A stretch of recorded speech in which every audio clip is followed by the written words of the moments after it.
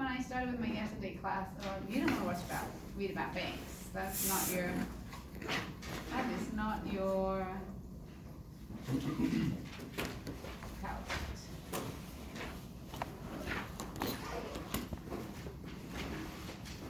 All right, we are at chapter 9. Did I record, wait, that's my class left off yesterday. Where did we leave off? You got further along than them. Were we about to do this? Is this our second or third day? This is our second. We did problem 12. You did 12. You did that one. Yes. And now we're about to start this one. Yes. Okay, they had not gotten that far. They had to start back here. Why were they so far behind? I don't know. All right, well, we've done that, so we will move on. So that one is done, right? We were doing one-tailed test. What kind of words? All right, let's back up even further. Right, so we're doing hypotheses testing. That is, we're testing claims, and we're going to use a 7-step process. And the 7-step process is, one, what is the claim? What are we trying to find out? 2, what's the opposite of that so that they're mutually exclusive and collectively exhaustive? 3, label them as the null and the alternative. And the null will always have an equality. Okay, number 4, worth only 1 point on the exam. Alpha. What is alpha? Number 5, worth lots of points on the exam. Calculate the test statistic. First, you have to determine what test statistic it is. Is it a z-score or a t-score? So you have to prove it, and then calculate the test statistic. Step 6, also worth significant amount of points. I have you do both methods. On homework, you have to do both methods, I think, for most every question. But on the exam, you only have to do one, but you're going to have 2 questions. One that will say do the p-value method, and one that will say do the critical value method, so you will have to do both.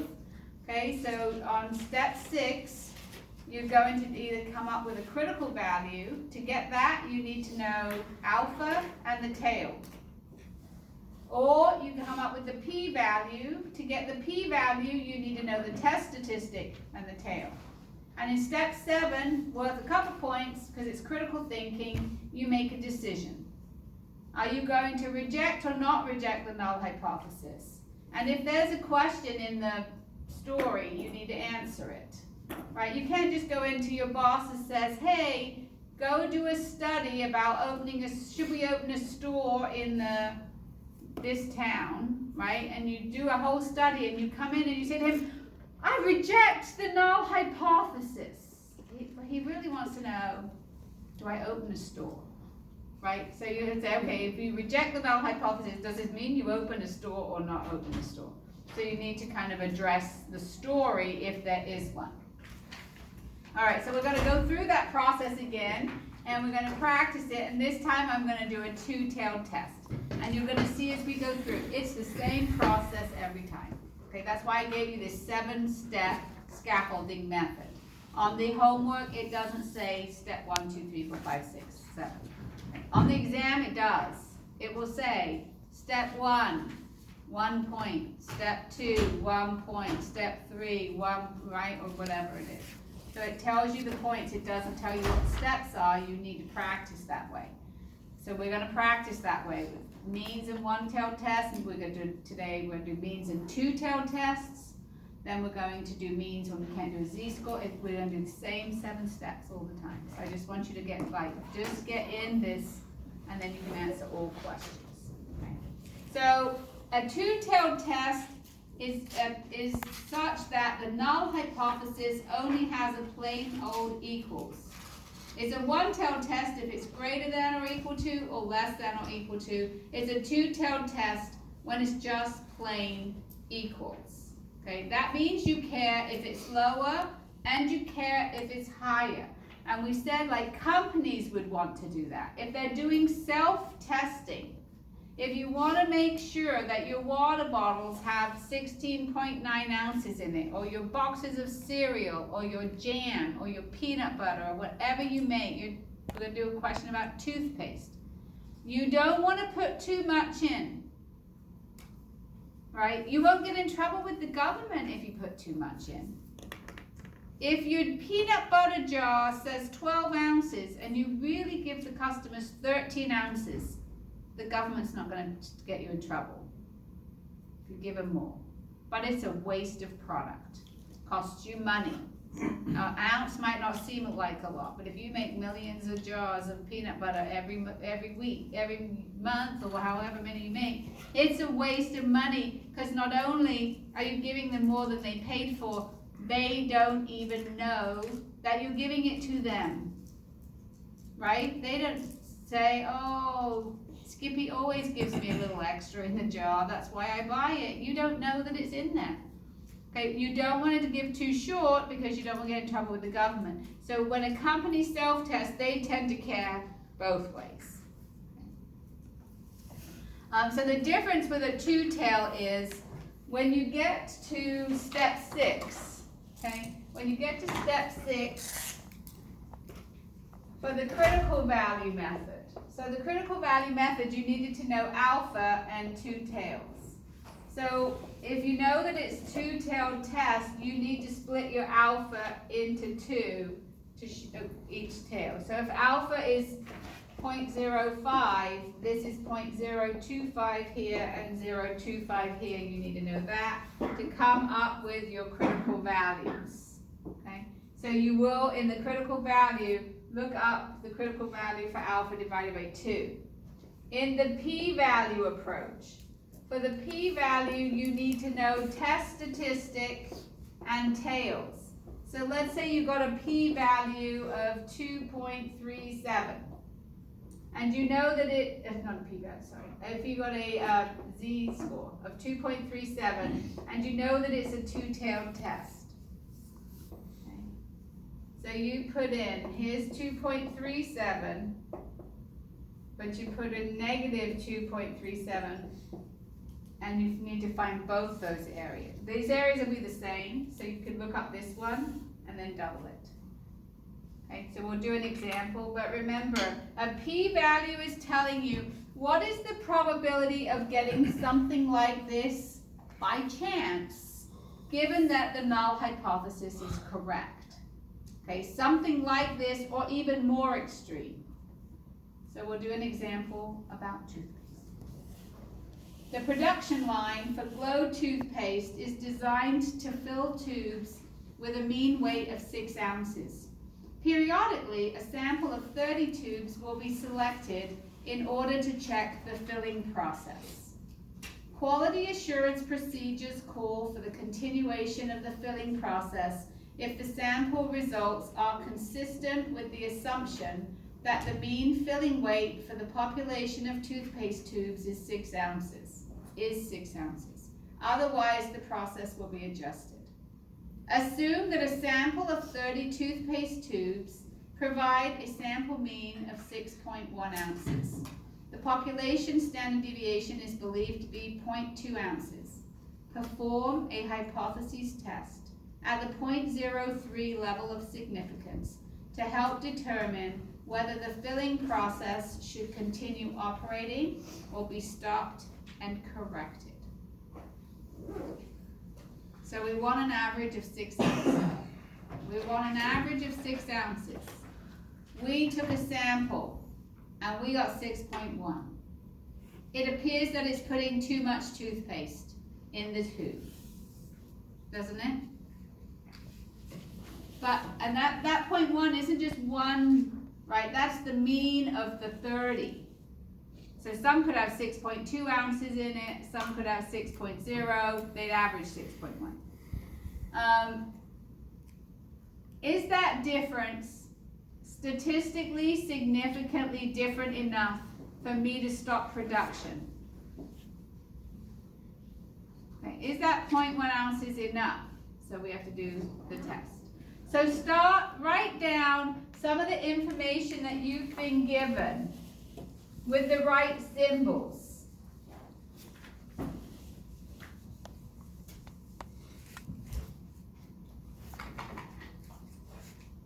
What have we got?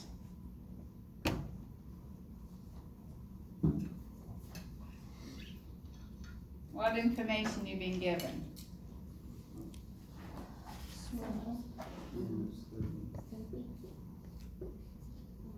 Next one. 6.1.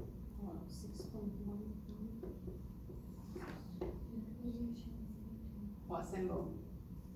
Sigma. Yeah. So this is really important because we've got to know about the proof, so we need to know if this is sigma or S. Right now, we haven't gotten to S, but we didn't know that sigma is 0.2. Okay, what else? Mm-hmm. Alpha is 0.03. Is that it? What does the hypothesized mean? 6.1. This one is the 6.0, right? That's what they hypothesize. That's what it says on the box, remember? So we're going to assume they're right unless we can prove them wrong. We went and got data and we got 6.1.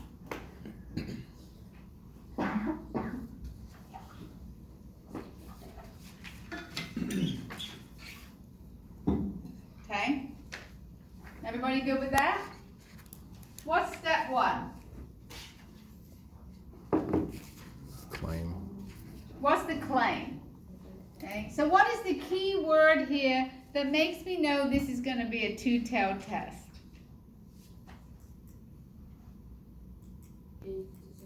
Is. It is 6 ounces. It doesn't say at least 6 ounces or more than 6 ounces, improved, decreased. It didn't say any of those words, right? It just says the assumption that the mean filling weight is 6 ounces. Is 6 ounces. Mu is 6. What is the opposite of that so that they're mutually exclusive and collectively exhaustive? It's not 6 ounces. It's not 6 ounces. Okay? So which one is my null and which one is my alternative? What is the first one? The null is the first one because it's the first one. Has a equality. It has to have an equality. So I told you that on the exam. This is setting these up are really important. So there's at least a couple multiple choice where there's a story and it just asks you which of these are the right set of hypotheses, right? Remember we did that the very first question in this chapter that we pulled up from the book was about the hotels. So which of these, Danvers, Hilton, whatever, was the right set of hypotheses. So there's a couple exam questions like that. So that's really important that you know that there's an equality in the null. You can probably cross off 2 of the 4 possible answers and now you're just down to 2. Okay, so this is mu is not 6 ounces. Okay, does anybody have any questions about step 1 through 3?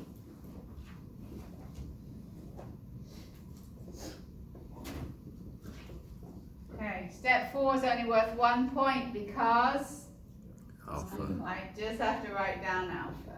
That's all I do. Okay?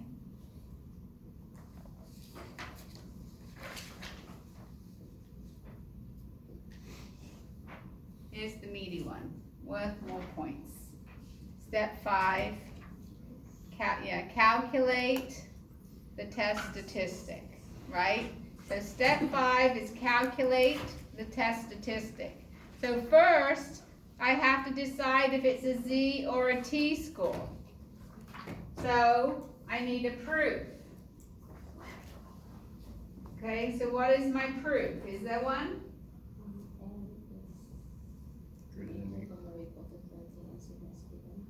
Okay. So that means I can use a Z-score. The formula for the Z-score is your sample mean, which is what you got from gathering the data, 6.1, minus the hypothesized mean, 6.0, divided by the standard deviation divided by the square root of n. put that in your calculator.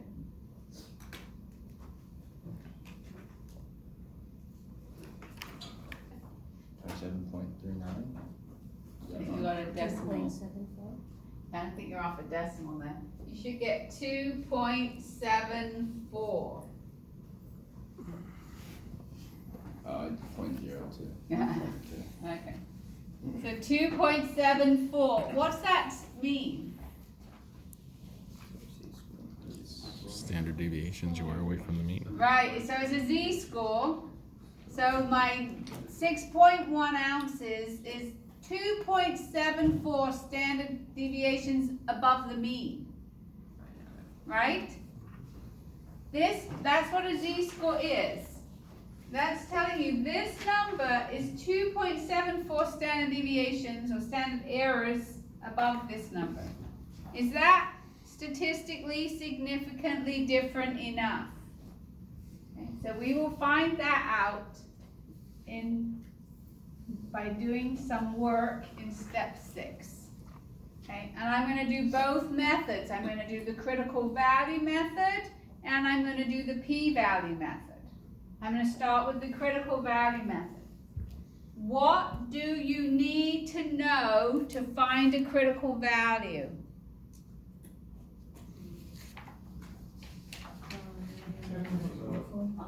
Tail and alpha.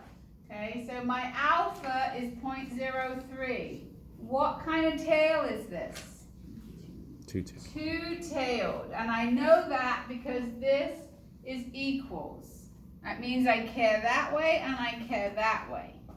It's a two-tailed test. Okay, so I split my alpha between two tails. Now you need to tell me, what are these z-scores?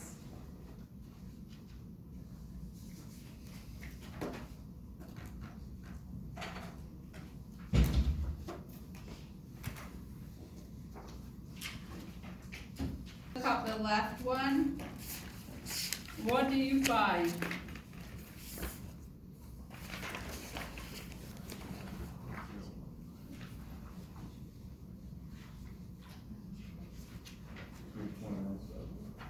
Exactly, right? On the nose. 2.7. And so this is a mirror image. You don't have to look, but it's easiest to look that one up. But if you look that one up, what would be the area to the left of this one?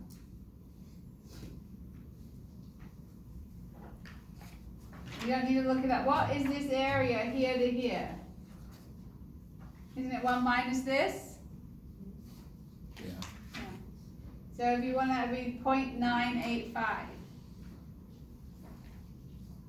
Right, you know that. If that area to the right is 0.015, the area to the left is 0.985 because they need to sum to 1. Is everybody good with finding these two critical values? So the critical values are telling you, bless you, the cutoff points between the rejection regions and the do not reject, right? So they're claiming this is 6 ounces here, right? What does that have a z-score of? 0. Right? And so we want to know, is our 6.1 up here in the rejection region or is it in here? Right? So everybody good with finding the critical values? Okay, so I'm going to step 7. Step 7, critical thinking. Okay? Got to make a decision. In the critical value method, in step 7, you compare your test statistic to your critical value.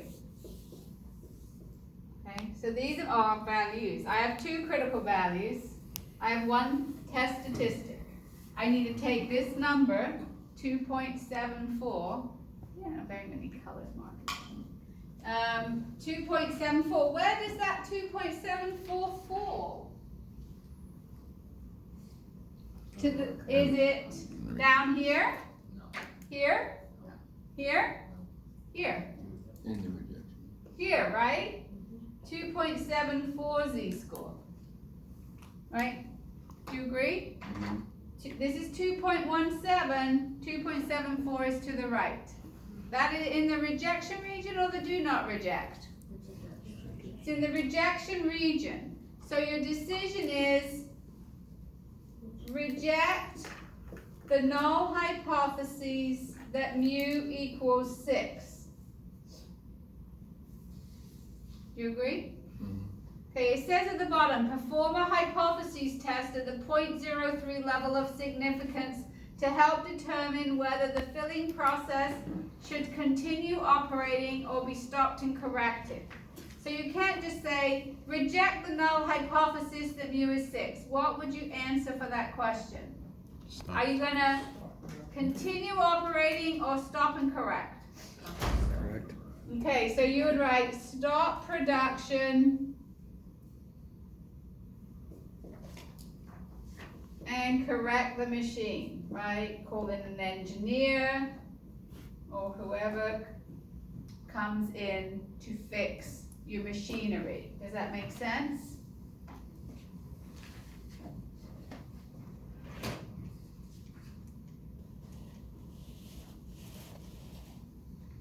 That's the critical value method. To get the critical value, you just needed alpha and 2 tail. You didn't need the test statistic to come up with the critical value method. You don't need the test statistic till you get to step 7 when you're going to make a decision. All right? Ready for the p-value method?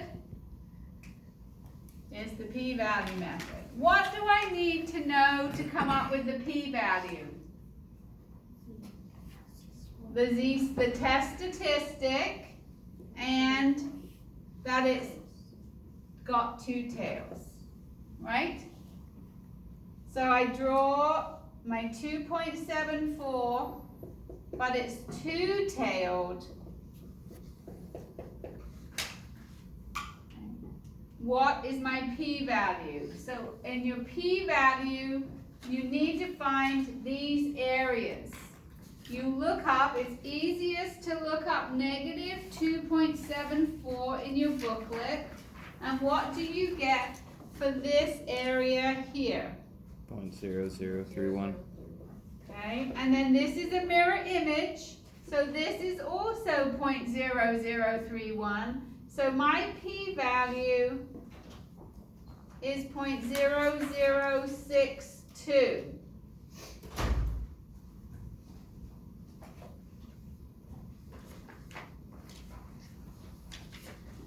Okay. So if I hadn't already done step 7, you find that? It's the 0031 twice. So if I hadn't done the critical value, all I had was this p-value. This is how I do step 7 for the p-value. In the p-value method for step 7, you reject if your p is less than or equal to your alpha. Okay? If your p-value is less than or equal to alpha, you will reject the null hypothesis. Is my p-value less than or equal to alpha? Yes. So I would reject the null hypotheses that mu is 6, right? These are always going to give you the same answer. Okay? It's not that you're going to have different answers. It's just sometimes you're asked to use the p-value method and sometimes you're asked to use the critical value method. So, and there are some situations we've talked about, why would you ever do this one? Why would you ever do that one? So the good thing about the p-value method is if I said to you, hey, how about if at the 98% confidence level, 99% confidence level, if I said, oh, I want to be 99% confident, what's alpha? 0.1. I don't have to do any more math. I know that I reject it, don't I? So if I'm changing confidence levels, the p-value method is the easiest. With the critical value method, I'd have to come up with new critical values, wouldn't I? But if I'm doing, just changing my confidence levels, I'll be like, oh yeah, I would still reject it, even at the 99% confidence level. Also, this is more accurate. It's telling me the probability that this happened by chance is 0.62 of 1%. It is very unlikely to have happened by chance. What is more likely? That it happened by chance. It didn't happen by chance. It's not very likely to have happened by chance. What's more likely? The mean is not 6.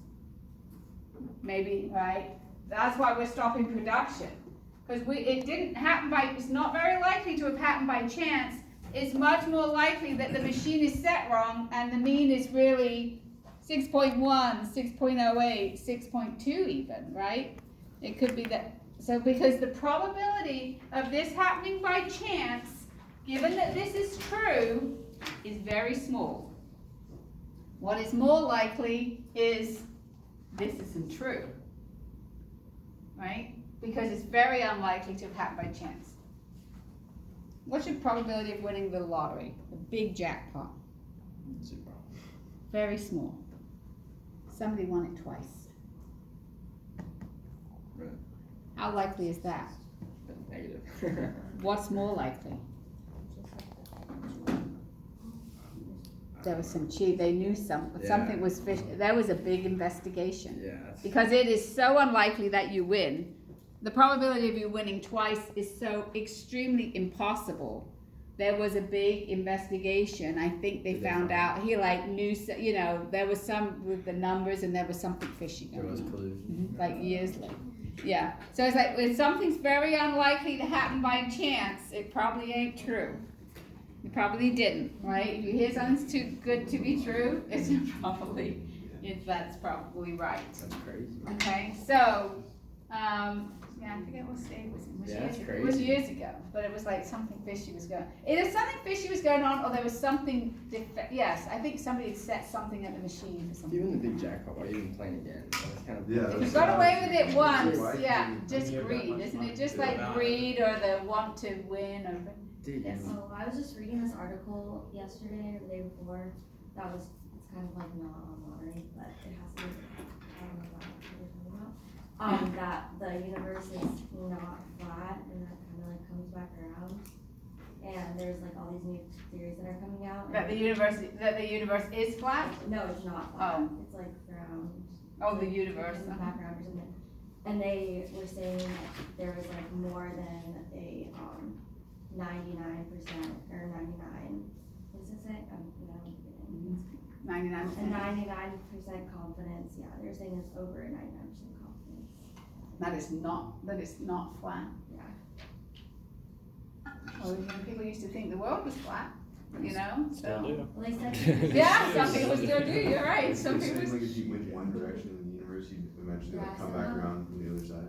Yeah, somehow they're like saying that because of the sound wave or something. See, statistics is in your life everywhere, you just maybe didn't notice it so much before. It's like on the news, it's in the newspaper, it's really, like everywhere, it's a lot of what people make their decisions about. Well, that's interesting. Really, really I'm not really good about space, and that's just not my interest. It was like something, there was like a news article on it.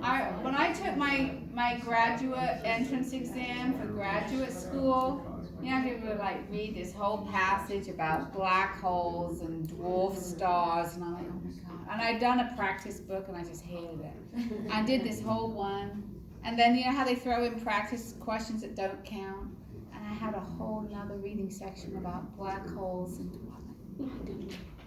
I don't know anything about this. I was like, my husband and my oldest son, they like read books, and I have to say, I try to be nice, and I say to myself, oh, what are you reading? He's like, it's okay. It's okay, Mom, you wouldn't even, it's beyond, I'm like, it's not like a black hole. He's like, all right, don't worry about it. I'm like, oh no. All right, so when you have this two-tailed test for the p-value, you've got to, add them together, okay? Got it? So, here's your critical values, your 2.17, negative 2.17, and so you can see that your test statistics are gonna fall in those rejection regions, right? So if your p-value, think about it that your p-value is 0.0031 and, or here, 62. Well, this end is 0.0031. It's gonna be in here because it's smaller than this number, right? Because if your p-value is less than or equal to alpha, then you're going to reject the null hypothesis. You could find out, could you not, what number goes here and here? What toothpaste amount? Like these are z-scores, right? This has a z-score of 2.74. Couldn't you find out how much toothpaste? So if someone said to you, so what range of ounces is okay? Okay, what could it be to then be acceptable? Because 6.1, it's obviously too much, right? We rejected the null hypothesis. Because 6.1 is up here, agreed? With 2.74, this is 6.1 ounces. It's like, what is this number and this number? How could I find them out?